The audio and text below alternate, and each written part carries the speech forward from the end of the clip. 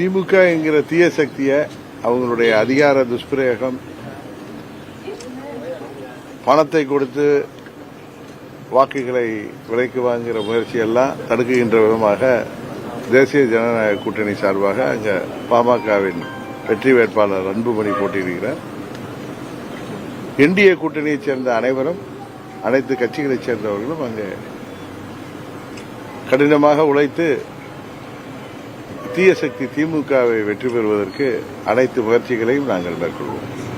பிரதான எதிர்கட்சியா அதிமுக இருக்கு. விக்கிரவாண்டி தேர்தல் அவங்க போட்டியிடல, அது மட்டும் இல்ல தேமுதிகவும் போட்டியிடல. இந்த மாதிரி கட்சிகள்லாம் போட்டியிடாது எப்படி தேர்தல் ஒரு ஆவரேஜா மக்களுக்கு சமாதான தேர்தலா இருக்குமா? அந்த தேர்தல் எப்படிப்பட்ட தேர்தலா இருக்கும்? மக்களுக்கு சமாதானம்னா என்னன்னு புரியல. இல்ல அது ஒரு தேர்தலா கரெக்டான தேர்தலா நடக்குமா? ஒரு ஆளுங்கட்சியும் எதிர்கட்சியாகிய என்டிஏ கூட்டணியை சேர்ந்த பாமகவும் போட்டிடுறோம். அது இன்னொரு கட்சி பயந்துட்டு பின்வாங்கினா அதுக்காக என்ன பண்ண முடியும்? அவங்களை பிடிச்சி இழுத்துட்டு வந்தா நிறுத்த முடியும் அங்க வேட்பாளர். புரியல. ஒருதலை பிரச்சனை ஆளுங்கட்சி ஒண்டி நின்னா நீங்க ஒரு கட்சி நின்னா நீங்க சொல்றது ஒருதலை பிரச்சனை. இப்ப இந்த மக்கள் விரோத திமுக ஆட்சிக்கு ஒரு பாடம் புகட்டுகின்ற விதமாக இந்த தேர்தலில் என்டிஏ கூட்டணி எதிர்த்து நிற்கிறோம். அது மட்டும் இல்லாம இப்ப ஸ்டாலின் சொல்லியிருக்காரு, நான் அந்த 40க்கு 40 எம்பிகள் வச்சிருக்காங்க, நான் பாராளுமன்றத்தில் போனா எங்க எம்பிகள் வந்து வாயால வட சொல்ல மாட்டாங்க, ஆணவத்தை இங்க சொல்லுவாங்க அப்படின்னு சொல்லியிருக்காரு. பேசலாம். திமுக கடந்த போன 5 வருஷம் திமுகவில் 37 எம்பிக்களே இருந்தாங்க. தமிழ்நாட்டு பிரச்சனைகளை என்ன அவங்களால சால்வ் பண்ண முடிஞ்சிச்சு. இப்ப அவங்க கூட்டணி கட்சியாகிய காங்கிரஸ் தான் கர்நாடகாவில் ஆட்சி செய்யறாங்க. தமிழ்நாட்டின் ஜீவாதார பிரச்சனை, காவிரி பிரச்சனை, பல மாவட்டங்களின் குடிநீர் பிரச்சனை, அது மாதிரி தமிழ்நாட்டு டெல்டாவுடைய பிரதான காவிரி டெல்டா பகுதியில், காவிரி பாசன பகுதியில் விவசாயத்தை கடுமையாக பாதிக்கிற மாதிரி அவங்க நடுவர்மன்ற தீர்ப்புப்படி மாதம் கொடுக்க வேண்டிய தண்ணீரையும் கொடுக்கறது இல்லை. போதாக்குறைக்கு மேகதாட்டில் அணை கட்டுவோன்னு அந்த முதலமைச்சர், துணை முதலமைச்சர்லாம் கர்நாடகாவில் சூழலிக்கிறாங்க. இதை திரு ஸ்டாலின் அவர்கள் வேடிக்கை பார்த்து கொண்டிருக்கிறார். தமிழ்நாட்டில் ஓட்டு வாங்கணும்னு அந்த காங்கிரஸோட கூட்டணி வச்சிருக்காங்க. அவர் காங்கிரஸ் தலைவர் திருமதி சோனியா காந்தி மூலம் அந்த முதலமைச்சரை, துணை முதலமைச்சரை, கர்நாடக அரசாங்கத்தை நிர்பந்தித்து நமது உரிமைகளை பெற்றுத் தருவதற்கு அவர் எந்த முயற்சியும் எடுக்கல. இப்ப கூட பாருங்க, மேட்டூர் அணையில் நீர் திறக்கல, ஜூன் 12 திறப்பாங்க. இவங்க எந்தவித முயற்சியும் எடுக்கல. 40 தொகுதியில் உங்களுக்கு தெரியும், பணநாயகம் வென்று இருக்கு. ஏழை எளிய மக்களை 500, 1000, 300 கொடுத்து ஏழை எளிய மக்கள் அதற்கு பலியாகிறார்கள். அதனாலதான் அவங்க வெற்றி. இது ஒன்றும் ஒரு நேர்மையான வெற்றி இல்லை. இது ஒரு தவறான ஒரு முறையில் அவங்க வெற்றி பெற்றிருக்காங்க. ஓட்டுக்கு பணம் கொடுத்து ஏழை எளிய மக்களை, தினக்கூலிகளாக உள்ளவர்களை, வறுமை கோட்டிற்கு கீழே உள்ளவர்கள் பணத்தை கொடுத்துட்டு நாங்கெல்லாம் ஓட்டுக்கு பணம் கொடுத்துருக்கோம். அது மாத்திரம் இல்லை, மகளிருக்கு குடும்ப தலைவிக்கு 1000 ரூபாய் கொடுத்துருக்கோம். நீங்கள் ஓட்டு போலன்னா அதெல்லாம் நிறுத்திடுவேன்னு நான் போட்டியிட்ட தேனி தொகுதி மாத்திரம் இல்லை, பல இடங்களில், பல கிராமங்களில், பல ஊர்களில் மக்களை மிரட்டி இருக்கிறார். இது உங்களுக்கு தெரிஞ்சிருக்கும் ஊடகத்தில். அதே மாதிரி இந்த வெற்றிங்கிறது ஒரு பலநாயகத்திற்கு கிடைத்த வெற்றி தான். இதே மாதிரி தான் அவங்க ஏற்கனவே இது மாதிரி வெற்றி பெற்றுட்டு அடுத்த தேர்தலில் மண்ணை கவிதை தெரியும். இது சட்டமன்ற பொதுத் தேர்தல் வரப்போ இந்த பணத்தெல்லாம் மக்கள் பெரிதுபடுத்தப்பட்ட. இப்போ ஆந்திராவில் பாருங்க, அவர் ஜெகன்மோகன் ரெட்டிக்கு எதிராக எப்படி மக்கள் அங்கே ஓட்டுக்கு 2000, 3000 கொடுத்து கூட பார்த்தாங்க. 10 தொகுதியை 11 தான் ஜெயிச்சாங்க. 2011 எப்படி திமுக மண்ணை கவியதோ அதுபோல 2026 மண்ணை கவும்.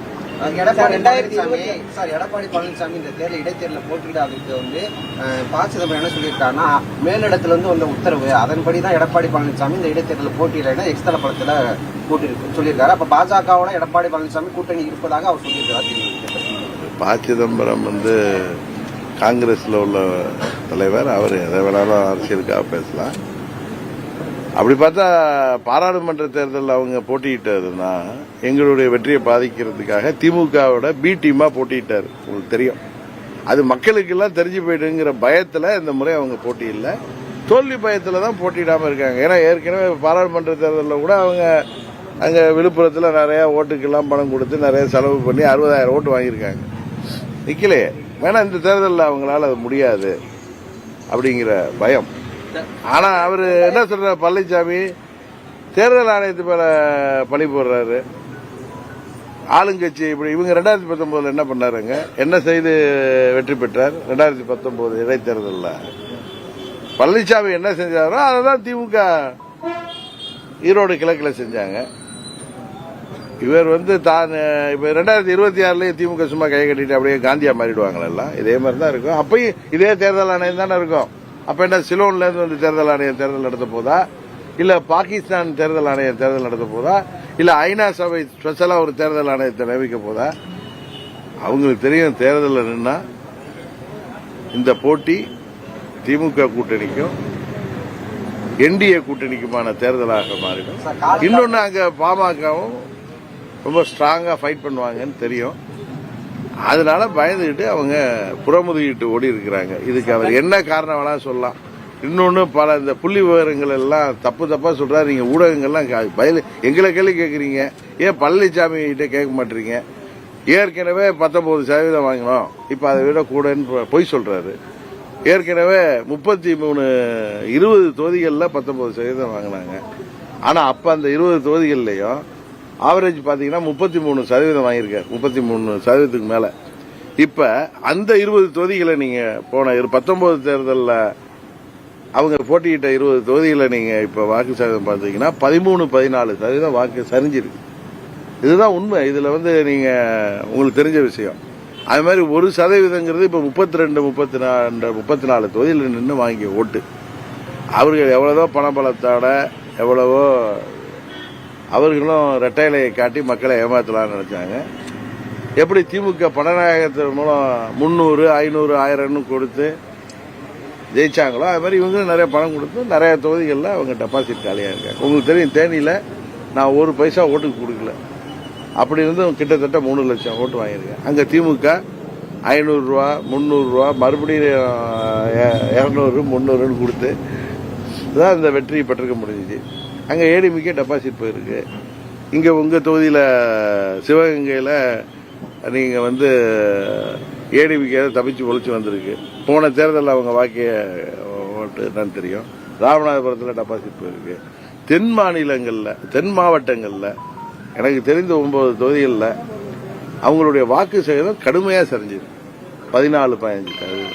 ரெட்டையில இருந்தும் இன்றைக்கு தவறானவர்கள் கையில் ரெட்டையில இருக்கிறதுனால மக்கள் அதை புரிந்து கொண்டு அவர்களை புறந்தள்ளி விட்டார்கள். சசிகலா சொல்லியிருக்காங்க, காலம் கழிந்து விட்டது, என் பார்வை நேர்வையா இருக்கு, என்னோட பார்வை வேற மாதிரி இருக்கு, எல்லாமே மாறும் அப்படின்னு சொல்லியிருக்காங்க. அப்படின்னா எல்லாரும் ஒண்ணு சேர போறீங்களா, இல்ல வேற வாய்ப்புகள் இருக்கா? நான் உங்களுக்கு சொல்லிட்டேன், மற்றவங்க பேசிட்டோம். அமமுகவின் நிலைப்பாடு கிளியரா சொல்லிட்டேன். 2017 அம்மா மக்கள் முன்னேற்ற கழகம் தொடங்கிய போது என்ன காரணங்களுக்காக தொடங்கினோன்னு தெரியும், என்ன சூழ்நிலை இருந்ததுன்னு உங்களுக்கு தெரியும். அந்த சூழ்நிலையில எந்த ஒரு மாற்றமும் இல்லை. அதே சூழ்நிலை, அதே காரணங்கள் தொடர்கிறது. அதே பழனிசாமி இன்னும் சொல்ல போனா இன்னும் 17 விட இன்னும் இப்பொழுது ஒரு அராஜகம் பிடித்த பழனிசாமியா பன்னீர்செல்வத்தையே வெளியேற்றிவிட்டு தன்னிச்சையா போன தேர்தலில் போட்டிக்கிட்டு இப்பொழுதும் தேர்தலில் நிக்கலன்னு முடிவெடுத்து அந்த அங்க உள்ள நிர்வாகிகளும் தொண்டர்களும் எவ்வளவு கும்பரி போயிருக்காங்கன்னு தெரியும். பழனிசாமிங்கிற தீய மனிதர் அதுல பொதுச் செயலாளர் இருக்கிற வரைக்கும் அவர்களுடைய சேர்வது எப்படி சாத்தியமாகும்? அதனால அம்மா மக்கள் முன்னேற்ற கழகத்தை பொறுத்தவரை 2017-18 இருந்த சூழ்நிலையும் காரணங்களும் அப்படியே இருக்கிற காரணத்தினால் நாங்கள் மீண்டும் ஒன்றிணைங்கிற வார்த்தைக்கே இடமில்லை. இன்னும் சொல்ல போனா அதிமுக உள்ள தொண்டர்கள் ரெட்டையில இருக்கிறது, இது தலைவர் ஆரம்பிச்ச கட்சி, அம்மாவுடைய கட்சின்னு சொல்லி தங்களை தாங்களே ஏமாற்றிக் கொள்வதை விட்டுவிட்டு அவர்கள் சுய பரிசோதனை செய்தால் இன்றைக்கு பழனிசாமி தலைமை பொறுப்பை ஏற்று அந்த இயக்கம் எப்படி சரிவை சந்தித்து வருகிறது, இரட்டை இலைங்கிற மாய சின்னம் எப்படி இன்றைக்கு பலவீனமாயிட்டு இருக்கிறதுலாம் அவங்க தெரியாம இல்ல, தெரியாத மாதிரி கண்ண மூடிட்டு நடிக்கிறாங்க. அவர்கள் விழிக்காத வரை, அவர்கள் எல்லாம் நல்ல முடிவு எடுக்காத வரை அவர்களோடு நாங்கள் சேருவது என்கிற வாதமே இல்ல கேள்வியோ நீங்க கேட்கிறது தவறு என்று நான் தாழ்மையா சொல்லிக்கொள்ள கடமைப்பட்டிருக்கிறேன்.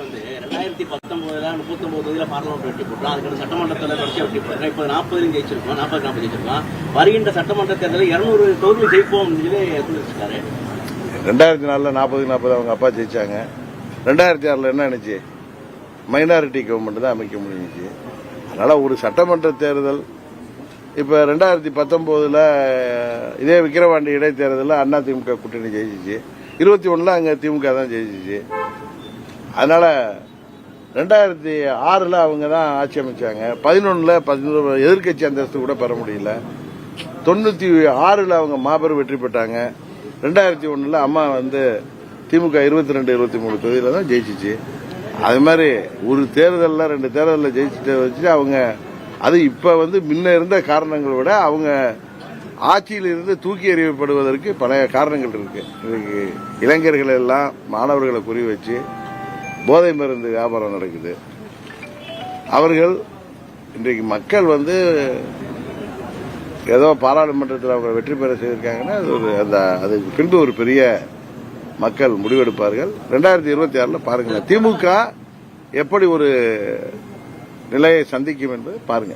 கோடநாடு விவகாரமான சசிகலா கடுமையா இருக்காங்க, பல நாள் கழிச்சுட்டு இருக்காங்க, நடவடிக்கை எடுக்கல திமுக அரசு அப்படின்னு சொல்லிட்டு ஆமை வேகத்துல போகுது. அதாவது பொதுவா எல்லாரும் சொல்றது, நிறைய அரசியல் வல்லுநர்கள், நிறைய பேர் அரசியலை கூர்ந்து கவனிப்பவர்கள் சொல்வது, திமுகவிற்கு பழனிசாமி இருக்கிறது அவங்களுக்கு கன்வீனியன்டா இருக்கு. ஒரு அந்த கட்சி எதிர்கட்சியா இருக்கிறது தங்களுக்கு சாதகமான சூழல் இருக்கு. அந்த கட்சி பலவீனமாயிட்டு இருக்கு. இரட்டைலையை வைத்துக் கொண்டு அவர்கள் பணபலத்தை வைத்துக் கொண்டு ஏதாவது செய்வது என்டிஏ கூட்டணியின் வெற்றி வாய்ப்பை பாதிக்கும். அதனால நம்ம நமது இயக்கம் வலுவாக தெரிவதற்கு நிறைய அதனால பிரிவதனால் வாக்கு கிடைப்பதற்கு சாதகமாக இருக்குங்கிறதுனால பழனிசாமி அவர் தேர்தல் நேரத்தில் 21 என்னென்னலாம் சொன்னாரு, இந்த பழனிசாமி கும்பலை பத்தி என்ன சொன்னாரு தெரியும். அவர் அவங்கள இன்றைக்கு திமுகவுடைய பி டீமா பழனிசாமி அவர்கள் செயல்படுகிறார்கள். இன்னும் சொல்ல போனா சிதம்பரம் அவர்கள் திசை திருப்புற மாதிரி சொல்றாரு. திமுகவுக்கு வெற்றி வாய்ப்பை கொடுப்பதற்காக தான் பழனிசாமி தேர்தலிருந்தே ஒதுங்கி இருக்காருன்னு தான் நாங்கெல்லாம் நினைக்கிறோம். நாம் தமிழர் கட்சி முன்னாடி பாத்தீங்கன்னா சின்னத்தை இழந்துச்சு. இப்ப சின்ன எல்லாமே போட்டிட்டு ஒரு 3வது இடத்துக்கு வந்திருக்காங்க. அவங்களோட வளர்ச்சி அவங்க சில இடங்கள்ல 2வது இடத்துக்கு வந்திருக்காங்க.